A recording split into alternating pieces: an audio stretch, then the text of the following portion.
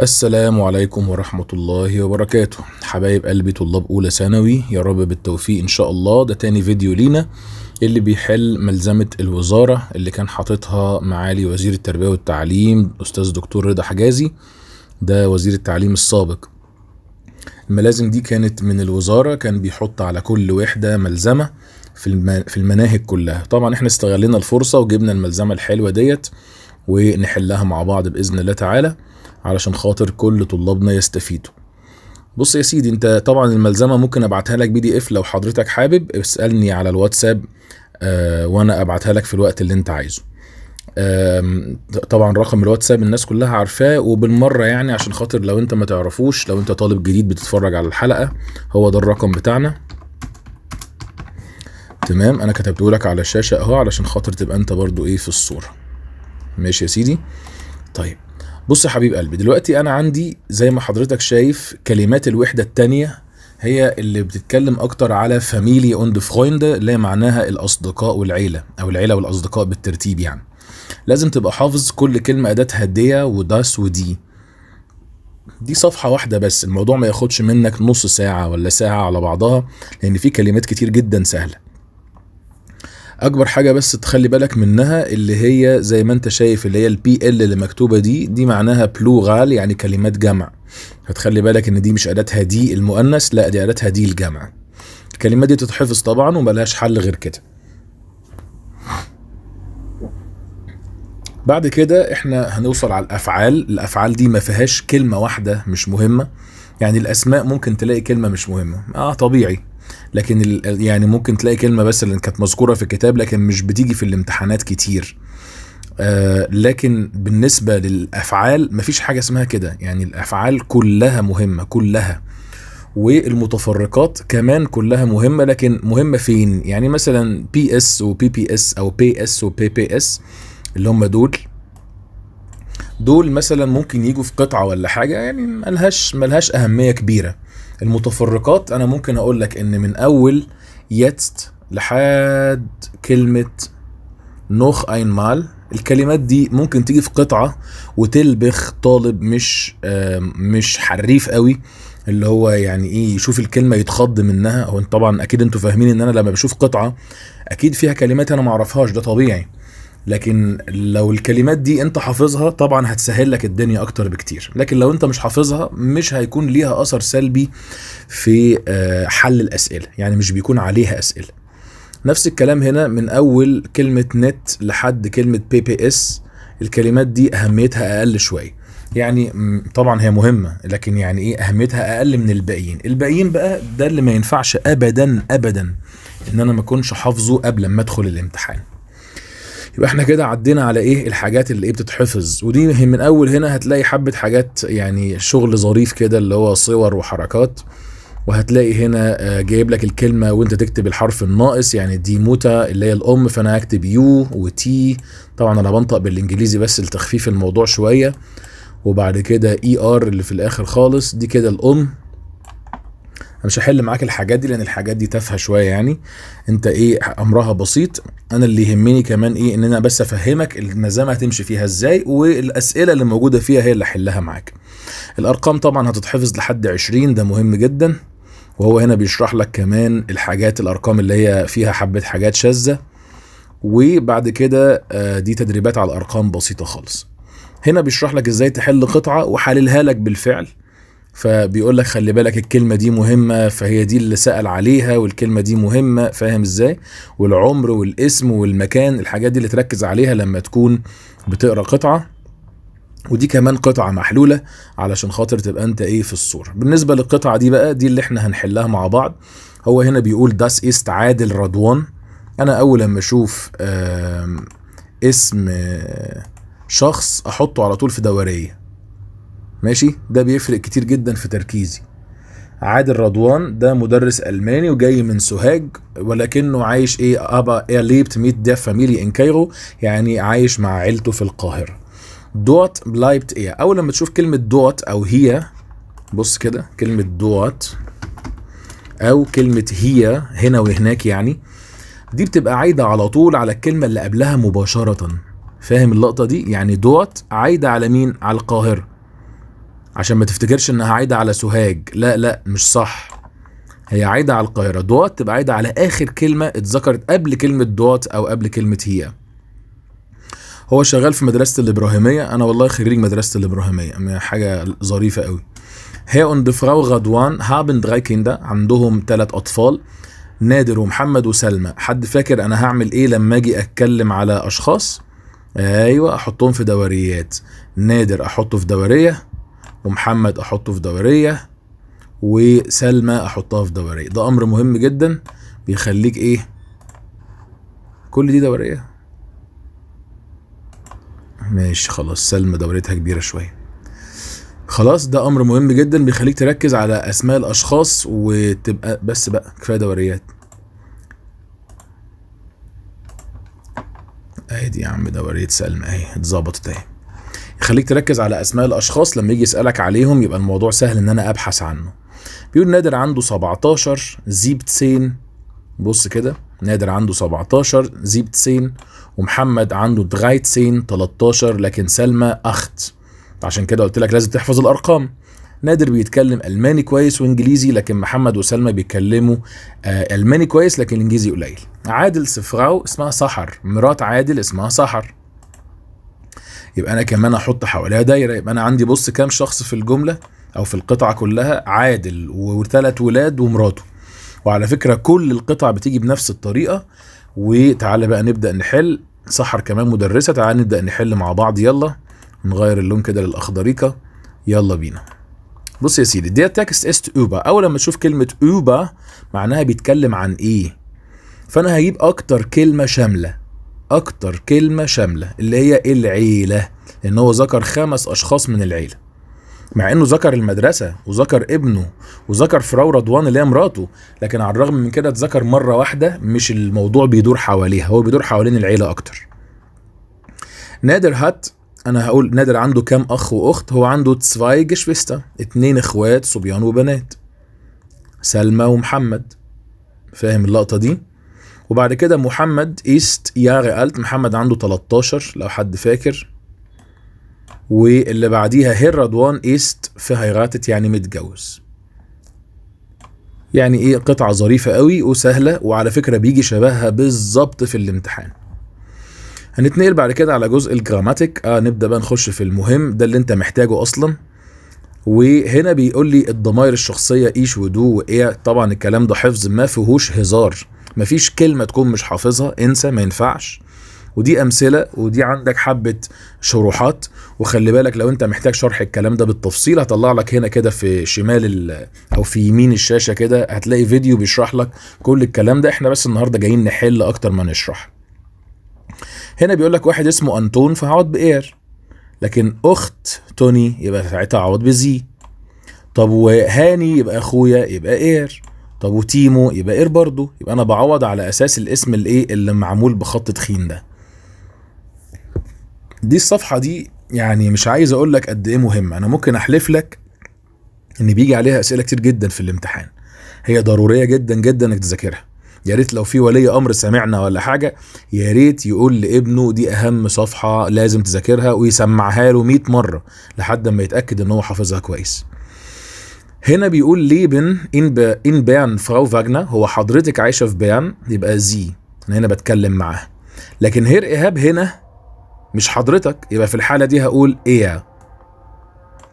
woher kommt ihr، يعني انتوا جايين منين؟ ردوا قالوا فيا. das ist meine Tochter، يعني دي بنتي، يبقى هعوض بزي. wie heißt ihr، انتوا اساميكوا ايه؟ هعوض بفيا، الاجابة تبقى فيا. زي بالظبط السؤال رقم 3 و5 شبه بعض جدا بس بالشقلوب. فير بتبقى اير، واير بتبقى فير، وخلي بالك ان هي مشروحة هنا اهي، نفس الكلام بالظبط. هنا كمان تمارين كتير بس هنكتب، فعشان كده ايه تعالى نفعل البتاعة التانية دي. ركز معايا بالله عليك، وخلي بالك كمان من الكابيتال والسمول. فوفونس دو انا هحولها ايش، انا اسكن. داس است كورينا، يعني هذه بنت اسمها كورينا فهحولها زي، يعني هي عايشة في فيينا، هنا بتكلم على بنت. بعد كده داس است تيمو فهقول ايه عشان ده ولد. وبعد كده إيا اللي هي أنتم بحولها فيا اللي معناها نحن، فيا فونن إن كايرو. كمال أندودو ده سؤال مهم جدا، قبل ما تحل فكر. كمال أندودو، معلش بقى بصلي كده أنا هعمل لك دورية.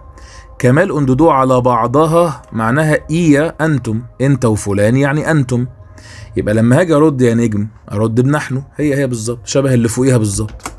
الله يبارك له اللي حاطط الملزمة، هي حاططهم ورا بعض بيفهمني إن هما الاتنين نفس المعنى، بس ممكن ألاقي إيا مكتوبة كاملة وممكن ألاقيها متفرطة. رانيا وندى جايين من القاهرة، رانيا وندى ده يبقى اسمين، يبقى زي هما.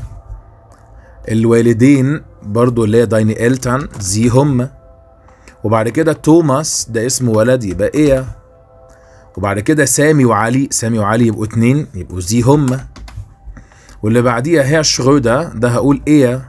هتقولي طب ليه ما قلتش حضرتك؟ هقول لك أنا ما قلتش حضرتك. بص أنا هشاور لك لكن أنا مش هتكلم، ركز كده، أنا هشاور لك، ركز. أيوه، عشان حرف التي وكلمة إيست ده ما يعرفش يلعبك بيه. أنا عارف إن في ناس كتير بتتكلم على موضوع الكوما وبتاع، لكن الكوما ساعات بتخدع، لكن التي ما تخدعكش أبدا. ما ينفعش أبدا أحط زي كبيرة مع تي، اوعى تعمل الحركة دي.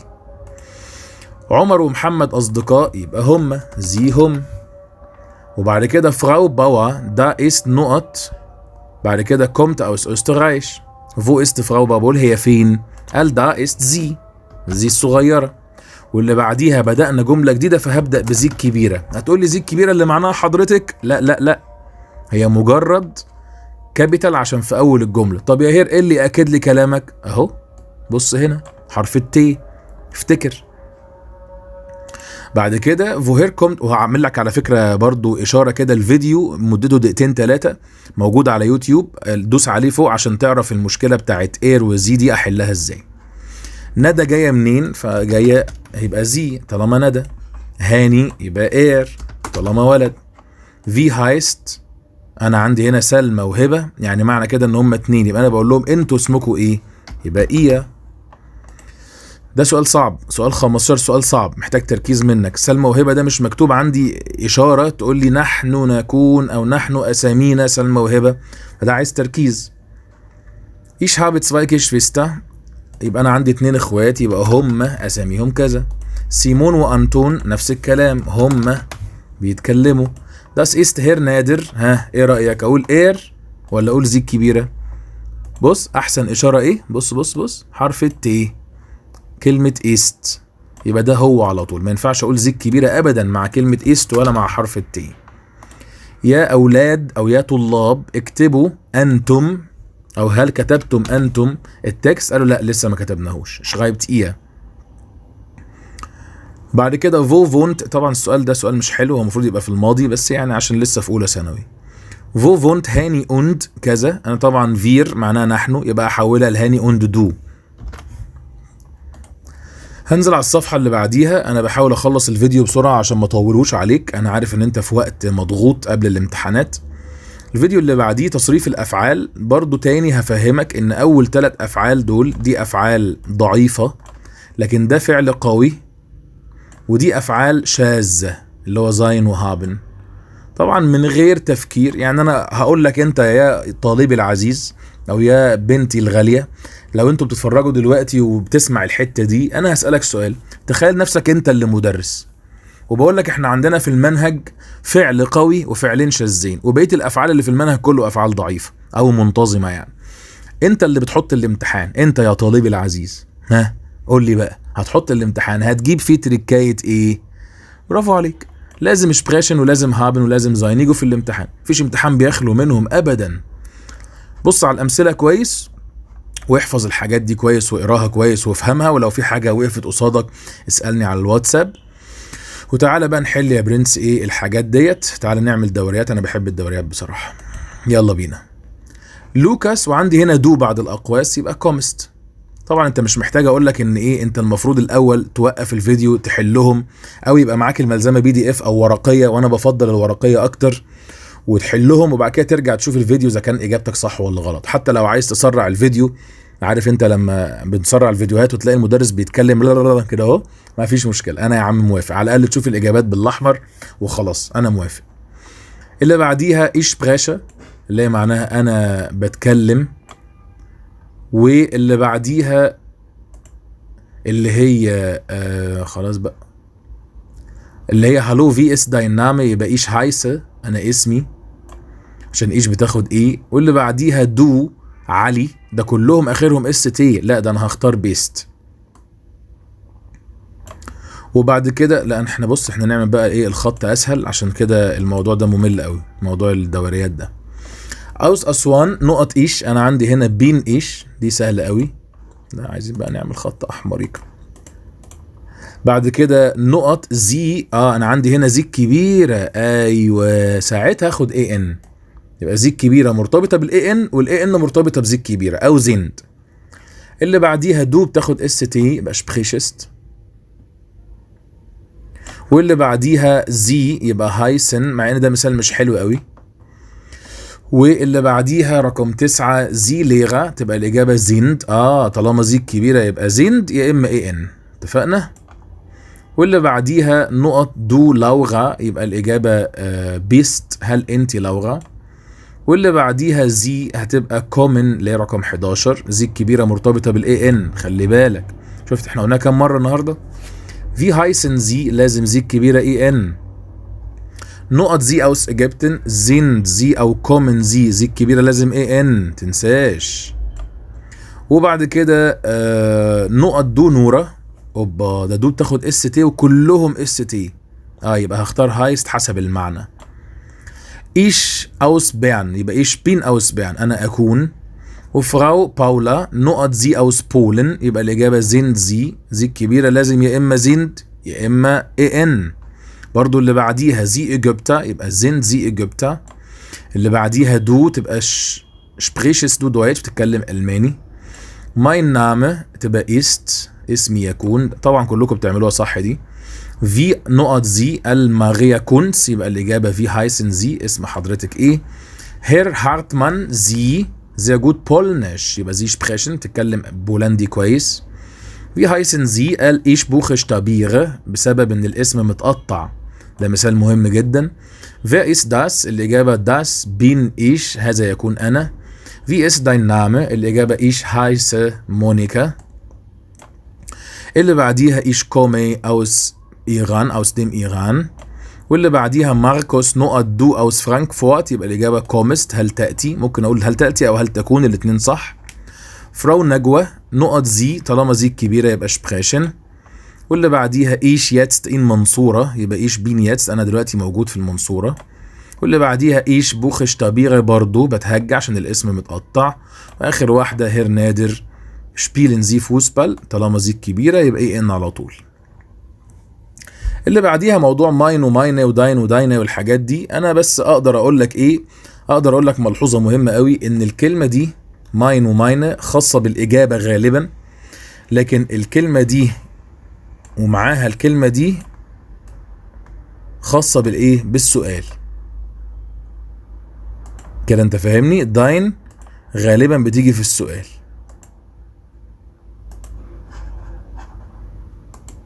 خلاص طيب كويس. يبقى ماين بتيجي في الإجابة، لكن داين بتيجي في السؤال. أمال بزود حرف الإي إمتى؟ بص بزود حرف الإي، تعال أوري لك كده. بزود حرف الإي في ماينة وداينة مع المؤنث والجمع، خلي بالك المؤنث والجمع بزود إي، المذكر والمحايد ما بزودش إي. تمام يا نجم كده، أنت فهمت القصة؟ ماشي ممتاز. تعالى بقى نحل الأسئلة اللي تحت دي. بيقول das ist Tochter، طالما بنتي مؤنث يبقى أقول ماينة. بعد كده جشفيستا إخواتي جمع فأقول ماينة. وبعد كده برودا أخويا مذكر فأقول ماين. واللي بعديها كروس إلتان ليبن، طبعا أجدادي جمع فهقول ماينة، المؤنث والجمع بزود إي. مين ده فبقول هذه أختي، أو مين دي يعني فهقول ماينة، غالبا في الإجابات بقول ماين وماينة. لكن السؤال بقى اللي جاي ده بيقول هل يسكن والديك أو والديكي في أسوان يا نورة، يبقى داينا. خلي بالك يعني انا بسأل فاستخدمت داينا وكمان زودت ايه عشان الوالدين جمع. اللي بعديها نقط كروس فاتا هايست اوتو، اكيد انا بتكلم على جدي انا يبقى ماين. واللي بعديها علي است ماين فرويند، علي يكون صديقي. واللي بعديها هؤلاء اخواتي الصبيان، دي جملة فيها فخ ها ماينه عشان برودا عليها املاوت. وبعد كده اللي هي رقم 10 مكتوب ماينه فاميلي عشان العيلة مؤنث. واللي بعديها رقم 11 كوليجن يعني صوفيا، ها اوعى تقراها صبحي، صوفيا دي اللي هي زميلتي تبقى ماينه. واللي بعديها حسن، لا لسه رقم 12 داس ايست اونكل، طالما اونكل يبقى ماين. واللي بعديها حسن واحمد يبقوا اصحابي يبقى ماينه عشان جمع. واللي بعديها 14 كوليجن برضو زميلتي، يبقى ساعتها هقول ماينه. نفس الكلام اللي بعديها برضو صديقتي او زميلتي يبقى ماينه. واللي بعديها برضو هتبقى ماينه عشان جدتي، اي مؤنث بزود ايه. واللي بعديها اخويا مش مؤنث فهعمل ايه بقى؟ مش هحط له ايه وهستخدم الاخيره عشان انا بكلم هير عاطف وبقول له اخو حضرتك ماذا يدرس.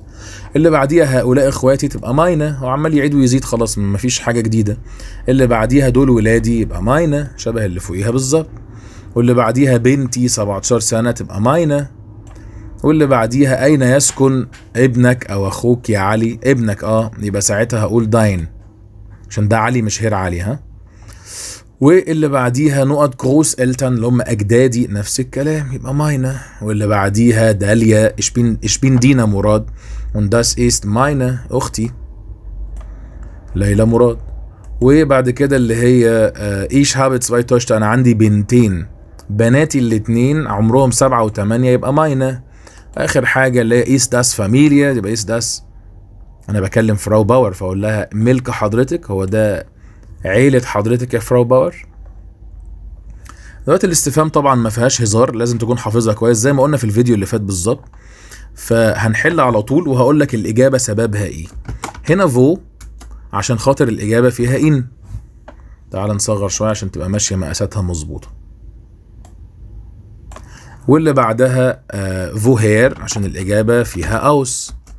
واللي بعدها فير عشان الإجابة شخص. واللي بعدها فاس عشان الإجابة غير لا أنا آسف فو عشان الإجابة إندير. يقول لي بتتعلم ألماني فين؟ فقال لي في المدرسة. واللي بعديها في ألت عشان كم العمر، دي سهلة قوي يعني واضحة وضوح الشمس. واللي بعديها شبيلت رانيا قال تنس، ده تنس ده غير عاقل يبقى فاس. واللي بعديها ساكنين فين؟ فقال لي فو. واللي بعديها مين اللي بيكتب الايميل؟ يبقى فير. واسكندريه بتقع فين؟ يبقى فو. واخر واحده ما رقم تليفونك؟ في. ممتاز. اللي بعده يا استاذنا الغالي اللي هو ادوات استفهام بس اختيارات. بيقولي كومت اوس منصوره، الاجابه فيا، مين اللي جاي من المنصوره؟ الجمله ما فيهاش شخص وطبعا الاجابه فيها شخص يبقى ساعتها اقول مين اللي جاي. هايست دي هاوبتشتات يبقى في هايست، هي على طول اسمها في هايست. بعد كده ist dein Name يبقى في ist dein Name. هايست ونامي بختار في. sind Sie geboren اتولدت فين؟ فقلت فو. 5 مع رقم التليفون بقول في. مشروحين فوق ها، وشرحناهم قبل كده في الفيديو التاني اللي انا قلت لك عليه. بعد كده lernen الدويتش، الاجابه نحن يبقى فير، مين اللي بيتعلم الماني. واللي بعديها كيف حالك يبقى في. واللي بعديها ساكن في برلين قال لي انا يبقى فير. بيتعلم كريم، ماذا يتعلم كريم يبقى فاس. واخر واحده است اجابتن قال ان افريقيا يبقى فين، هي فين مصر دي؟ قال لي في افريقيا. دي كده اسئله ادوات الاستفهام. طيب نخش على المواقف. هتلاقي عندك هنا اوحش حاجه في المواقف عشان اكون صريح معاك، مين بيسال ومين بيتسال. ده موضوع مهم جدا فمحتاج مننا تركيز، بس احقاقا للحق ال5 اسئله دول حلوين حلاوه والله العظيم، اللي حاططهم مدرس عظيم. طب حلوين ليه؟ لان هو جايب لك كل الافكار بتاعت انت بتسال ولا بتتسال ولا بتفكر ازاي، يعني كل حاجه. طيب تعال نشوف كده. بيقول لي متى تقول wie geht's dir كيف حالك اما اكون بسأل على befinden و Gesundheit. طب ليه ما اخترتش الاخيرة كيف حالك مكان سكن او عنوان او اسم؟ لا ما تنفعش، انا استبعدتهم. حلهم الاول، وقف الفيديو دلوقتي وحلهم وارجع شوف اجاباتنا. صاحبك بيسألك wie geht's dir كيف حالك، فانت قلت له gut danke، وممكن اقول له es geht ماشي الحال. انا متأكد ان انت كنت عامل vielen dank. vielen dank ما تنفعش من غير كلمة gut او nicht so gut او كده. du fragst den Lehrer بتسأل، طبعا هي vielen dank مع gut يعني او sehr gut. بسأل المدرس على حاله. خلي بالك كلمة السر هنا في المدرس، يبقى لازم حرف كبير، ما ينفعش wie geht's dir، لا هقول wie geht's ihnen. وممكن اقول كمان es geht mir gut انا بخير. طب وحضرتك und ihnen، اهم حاجة ihnen. لو انت بتقول es geht يعني ماشي الحال، لسه قايلينها من شوية، يبقى صاحبك بيسألك كيف حالك wie geht's او wie geht's dir عشان ده صاحبك. لو انت بتسأل صاحبك على حاله فهتقول له wie geht's dir، يا اما danke gut und dir. بالله عليك وقف الفيديو وبص على الاسئله دول واقراهم وحلهم مليون مره تاني، مهمين قوي قوي قوي قوي بالله عليك، والله ما فيش امتحان بيخلو منهم ابدا. wann sagst du wo wohnen Sie، انا بامتى بقول اين تسكن، يبقى adresse وwohnort مكان السكن، هتلاقي حتى مكتوبه هنا في الحته الملونه دي. بسأل على wohnort فهقول ايه؟ فهقول wo wohnst du wie ist deine Adresse، اللي هم الاتنين دول، دي واللي تحتها. صاحبك بيسألك ساكن فين، فانا هقول له في شارع عرابي، او ممكن اقول له في القاهرة. اوعى تكون قلت اوس، ما ينفعش. لو انت بتقول ايوه، خلي بالك كلمة السر في كلمة يا، يبقى انا محتاج سؤال بهل، ما ينفعش اقول فاس، ما ينفعش اقول فو. ساعتها انا بقول انا ايوه انا ساكن في برلين، فانا ساعتها هقول هل تسكن في برلين، ده ينفع، وهل تسكن في المانيا، ده ينفع برضه. لو انا بسأل المدرس، كلمة السر المدرس، يبقى لازم حرف كبير على مكان سكنه، فهقول له wo wohnen Sie او wie ist Ihre Adresse، ما عنوان حضرتك.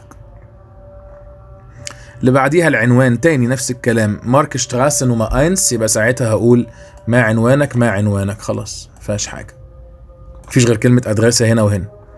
في حد بيسألك بقى ما عنوانك او ما عنوان حضرتك، فانا هرد عليه واقول له ده، او ممكن اقول له ده، يعني انا بتكلم هنا على العنوان بالتفصيل شوية. لو بسأل صاحبي على عنوانه فساعتها هقول له ما عنوانك wie ist deine Adresse او wo wohnst du ساكن فين.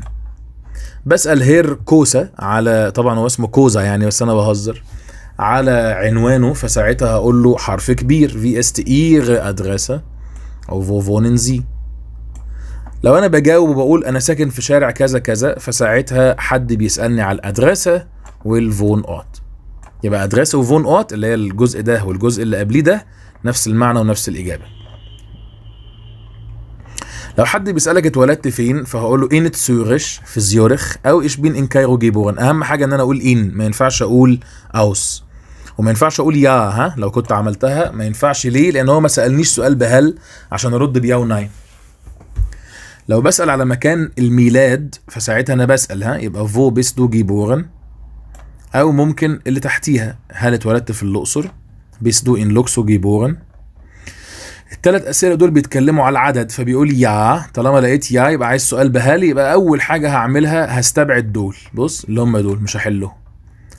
يبقى الاجابه haben Sie Töchter، انت عندك بنات، مخلف بنات، او haben Sie Kinder عندك ولاد، قال انا عندي ابنه. ألفريد fragte Herrn أحمد nach den Kindern، الإجابة هتبقى إيه؟ بيسألوا على الأطفال، فالإجابة هتبقى إيه؟ ich habe 2 Kinder، أنا عندي طفلين، وممكن ich habe 2 Söhne und ein Tochter، عندي ابنين وابنة. لو أنا بجاوب وبقول ja ich habe 3 Schwestern، أنا عندي 3 إخوات بنات، يبقى hast du Geschwister تنفع، و hast du Schwestern تنفع، لكن ما تنفعش عندك إخوات صبيان أقول له أيوة عندي إخوات بنات. 5 أسئلة على العمر، صاحبك بيسألك كم عمرك، قول له عندي 16 أو 14. بسأل صاحبي على العمر فأنا هقول له wie alt bist du، وممكن أقول له bist du 12 Jahre alt، عمرك 12. لو أنا بقول أنا عمري 16 يبقى حد بيسألني على alter او حد بيسألني في الت بيس 2، مرة جاب المصطلح ومرة جاب السؤال. احنا 10 و11، يبقى في حد بيسأل خلي بالك بيقول احنا، اهو ده سؤال مركب جدا، ده جرامر على مواقف في نفس الوقت. يبقى الإجابة الصحيحة في الت زايد إيه، اللي هو كم عمركم أنتم. والإجابة التانية، السؤال ده فيه حاجة غلط، هي الإجابة دي حلوة، في الت بيس دو ما تنفعش، في الت إيس داين كيند ما تنفعش، في الت زين داين كيندا ما تنفعش برضو، في الت زين زي يعني هي كجرامر تنفع لكن مش منطقية، ما ينفعش أقول عمر حضراتكم كام يقولوا لي 10 و11. الإجابة دي مش حلوة، ماشي، عشان بس تكون أنت في الصورة، مش حلوة. الأحسن اللي على اليمين ديت. داين كوليجي فراك ديش، صاحبك بيسألك أو زميلك بيسألك عمرك كام سنة، فأنا هقول له 15 Jahre alt أو ich bin 12. أسئلة على رقم التليفون، ما رقم تليفونك، يبقى كلمة تليفون نومة، واللي بعديها اللي هي فون ليغا. ليه فون ليغا؟ عشان بيقول إيغا، كلمة السر هنا في الحرف الكبير. لو أنا بجاوب بالإجابة ديت رقم التليفون الغريب ده، فساعتها يبقى صاحبي بيسألني عن رقم التليفون أو رقم الموبايل اللي هما الاتنين اللي تحت دول. هانس بيسألني على رقم التليفون، ماذا يقول هو؟ دي خدعة وفخ ابن لذينه برضو مهم جدا، بيوقع طلبة كتير. ماذا يقول هو؟ خلي بالك، يبقى ساعتها هيقول زاج ميا داين تليفون نوما أو في اس داين تليفون نوما. أسئلة الحالة الاجتماعية، لما حد يسألني هو أنت متجوز؟ حضرتك متجوز؟ فأنا هقول له ناين إش بين ليدش، لا ده أنا أعزب. وممكن أقول له أيوة وعندي طفل كمان، ما ينفعش حاجة تانية. لو أنا بقول لا ده أنا أعزب زي اللي فوقيها كده، يبقى السؤال هو أنت متجوز؟ ما ينفعش أبدا سؤال بأداة استفهام، ها أبدا، ما ينفعش أبدا سؤال بأداة استفهام أبدا. يبقى في الحالة دي أنا هقول هاستو كيندا، وحضرتك عندك أطفال؟ قال لي إيه؟ لا ده أنا متجوز. قال لا ده أنا أعزب. في حد بيسألك بيس دو في هيراتت، نفس الكلام، هو أنت متجوز؟ لا أنا أعزب. وممكن أقول أيوة وعندي 3 أطفال، نفس أول سؤال. صاحبك بيسألك على حالتك الاجتماعية، فأنت هتجاوب وتقول أنا متجوز، أو إش بين نوخ ليدش، أنا لسه أعزب، مفيش جديد هنا. لو أنا بسأل على الحالة الاجتماعية فهقول زين زي في هيراتت، وهقول كمان في اس داين فاميلي نشتاند.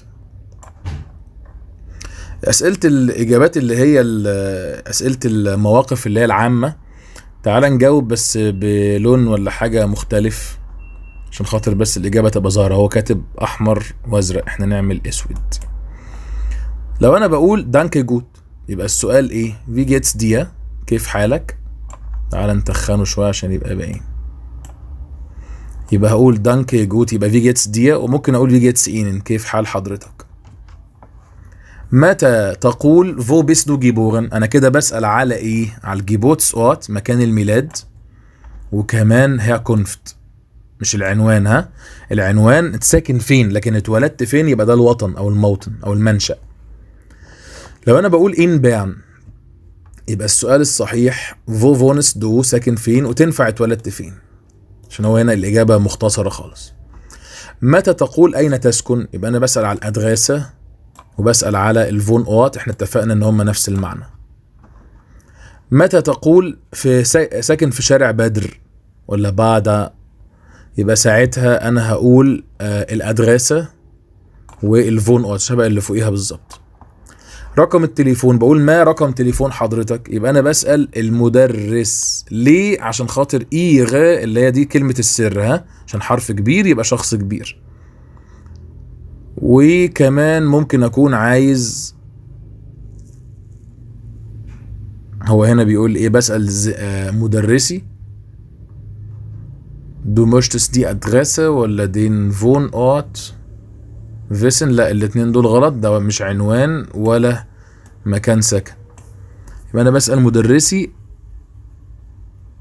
وهنا في اخر واحدة زميلتي على رقم التليفون، يعني باعتبار ان زميلتي مثلا لسه جديدة في الشغل فمش تنفع غير كده ان انا اسألها اقول لها إيغة، لسه يعني التعامل بينا رسمي.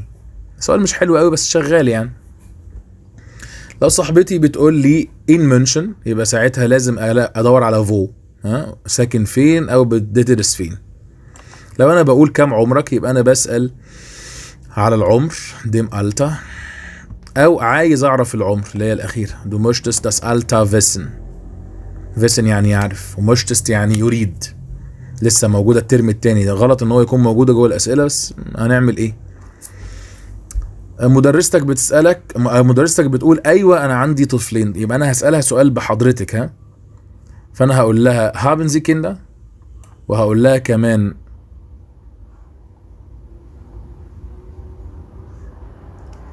haben Sie Kinder تنفع، اللي هي ايوه انا عندي طفلين. لكن ما ينفعش اقول لها انت عندك اخوات او عندك برودة، ولا ينفع اقول لها هو انت مدرسة. ايه بقى السؤال ده؟ هو انت مطلقة؟ في حد بيسأل حد يقول لها هو انت مطلقة تقول له ايوه ده انا عندي طفلين؟ مش منطقي. هو الاجابة دي الوحيدة، يعني كلهم ما ينفعوش، بقية الاجابات كلها ما تنفعش. المفروض تبقى اسمها verheiratet، دي غلطة. دايني اوما زاكت، جدتك بتقول لك ناين ايش بين verwitwet، لا ده انا ارملة. يبقى في حد بيسألها زين زي verheiratet، هو حضرتك متجوزة؟ ماشي تنفع. وممكن اقول لها زين زي verwitwet، ما ينفعش. زين زي ليدش، هو انت عزباء؟ المقصود من كلمة عزباء يعني مش متجوزة، يعني خلاص معهاش حد يعني. ماشي، مع انها برضو سؤال مش حلو، بس يعني ما قدامناش حل غير ان هنحلها. هنا الترتيب احنا كنا عملناه في الحصة مع الطلاب، بس يعني عشان طلابنا اللي بيتفرجوا علينا ومش بيحضروا معانا فتعالى نرتبه. ده يا سيدي اللي هو ايه، هقول meine Schwester heißt، انا معلش يعني لو مش هضايقك انا هرتب بالارقام توفيرا لوقت حضرتك وانت اكتبهم. meine Schwester، بعد كده heißt، وبعد كده Corinna، واللي بعديها sie studiert in فنلند، وبعد كده منى ist Schülerin، وبعد كده كارلا، خلي بالك جيبورن بتيجي في الاخر خالص، يبقى ist in Deutschland جيبورن هي مترتبة اصلا. وبعد كده meine لا هبدأ بداس، das sind meine Eltern، واللي بعديها woher، ده سؤال يبقى اقول woher kommt ihr denn، واللي بعديها wir دي اللي هي رقم 1، sind رقم 2، schon lange رقم 3، in Deutschland رقم 4. وبعد كده بياسكا ده اسم مدينة في سويسرا، liegt رقم 2، in رقم 3، der Schweiz رقم 4. ده انت المفروض تكمله وتوريهولي. وبعد كده هنا بيقولك ازاي ترد على الرسالة، فتعال نحل مع بعض الرسالات دي عشان دي مهمة قوي قوي قوي. بيقول في جيتس دي، كيف حالك؟ ليلى بتقول ان انت جبت او ان انت جبتي بيت جديد، ده رغي ما تردش عليه. فونس دو يت، ساكنة فين دلوقتي؟ يبقى انا هرد بس على في جيتس وعلى اللي بعديها اللي هي ساكنة فين دلوقتي. فانا اول خطوة هعملها هروح قايل هاي سلمى، اللي هي كاتبه الرساله هعكسها بقى، واعمل كوما وانزل تحتها واكتب اس جيت مية جوت دانكه، انا بخير شكرا. وممكن اقول اون ديا واحط نقطه، وبعد كده ارد على السؤال التاني ايش فونه، انا ساكنه ان كايرو، اي حاجه اي مدينه مفيش فرق، واروح كاتب من تحت اسم الراسل بقى اللي هو فريدة اللي احنا عكسناهم يعني. هنكبرها شوية ونحطها هنا عشان تبقى واضحة لحضرتك. اللي بعده مونيكا بعت لطارق بتقول له انا عارفة ان اخوك عايش في المانيا، عمره كام سنة وبيدرس فين؟ فانا مش هرد على بتاعت اخوك عايش في المانيا دي، انا هقول هاي مونيكا وهعمل كوما وهنزل تحتها بحرف سمول واقول ايه اللي هو اخويا يعني ist مثلا 22 Jahre alt، عمره 22، ممكن اقول ياغي واسكت. وبعد كده هروح مكمل واقول ايه studiert in مونشن، بيدرس في مدينة ميونخ، او يا عم برلين مش مشكلة، الاسهل بالنسبة لك يعني مفيش مشكلة. وفي الاخر هروح كاتب طارق. وتعالى ننزل على اللي بعدها اللي هي لوسا. معرفش ايه لوسا دي، المفروض تبقى ليزا، يعني هي ليزا بس هي مكتوبة غلط. ليزا كاتبة هاي وخلاص ماشي. فانا طبعا ايه ده غالبا غلطة يعني، فانا هقول هاي ليزا واعمل كوما وانزل تحتيها ابدأ بحرف سمول. يقول لها عندك كام سنة، حضرتك عندك كام سنة، فانا هقول ايش بحرف سمول. ها ايش بين مثلا 30. وما اسم عيلتك، فهقول ماين فاميليان نامه